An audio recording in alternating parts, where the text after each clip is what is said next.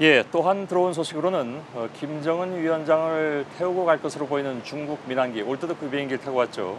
그 비행기가 20분 내지 30분 뒤에 창의공항에 도착한다는 소식이 들어와 있습니다. 그렇다면 애초에 예상보다도 조금 빨리 역시 김정은 위원장도 귀국길에 오를 수가 있습니다. 이렇게 되면 양 정상은 결국 모두 이제 이 싱가포르 역사적인 장소에서 떠나게 되는 것이죠. 자, 국제미디어센터에 나가 있는 취재기자를 연결할 텐데 서복현 기자. 자, 오늘 회담 일정은 저희들이 이미 다 전해드렸기 때문에 따로 정리할 필요는 없는 것 같고 회담 일정이 오늘 좀 전반적으로 좀 짧게 이렇게 진행이 됐습니다. 사실상 이미 결론이 어느 정도 나 있었다고 봐야 되는 거겠죠? 네, 그렇습니다. 오늘 회담 시간은 전체적으로 봤을 때 약 단독회담 40분 그리고 확대 정상회담 100분 이렇게 해서 2시간 좀 넘는 시간에 진행이 됐습니다.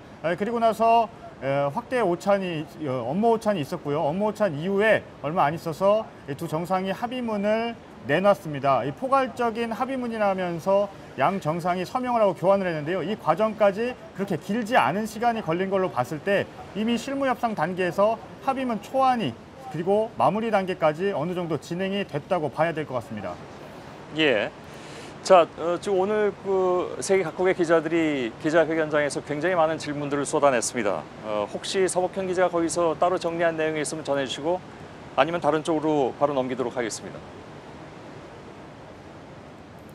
네, 오늘 트럼프 대통령이 기자회견이 사실상 이 합의문에 담긴 내용보다 더 많은 내용이 나왔습니다. 먼저 대표적으로 이 비핵화 조치, 북한의 실질적인 비핵화 조치 이행의 사례로는 김정은 위원장이 미사일 엔진 실험장을 폐쇄하고 있다고 얘기를 했다. 그리고 미사일 실험장이 조속히 없어질 것이라는 얘기를 했었고요. 또 특히 이 기자들 질문 중에는 이 CBID에 대해서 많은 질문이 있었습니다. 왜냐하면 합의문에 담기지 않았기 때문에 그 이유를 물었는데요. 트럼프 대통령은 하루의 시간밖에 없어서 그랬다고 얘기를 했습니다. 하지만 밀도 있는 회담을 했고 후속 조치는 이 폼페이오 장관이 논의를 할 것이다. 이렇게 얘기를 했습니다. 그러면서 북한의 핵실험장 폐기를 거론하기도 했습니다. 특히 이 CBID가 담기지 않았지만 혹시 검증은 어떻게 할 것이냐 이 부분도 질문에서 나왔었는데요. 미국의 사찰단 그리고 국제사회를 포함한 많은 인력들을 투입해 검증을 하겠다라고 얘기를 했습니다. 그중에서도 주목할 부분은 이 비핵화 프로세스, 이 과정에 들어갔을 때 20% 진행이 되면 더 이상 돌아갈 수 없는 지점이 된다. 이렇게 구체적으로 언급을 했습니다. MIT 교수의 말이다 라면서 이렇게 구체적으로 언급을 한 건데요. 이 말은 CBID 중의 핵심은 완전하고 검증 가능하며 그중에서도 불가역적이라는 부분이 있는데 이 되돌릴 수 없는 지점을 20%라는 수치를 지정한 것이 상당히 주목할 만한 부분입니다. 예, 물론 그 부분은 오늘 처음 들은 얘기였기 때문에 눈에 확 띄긴 했는데 다만 좀 확인할 것이 있습니다.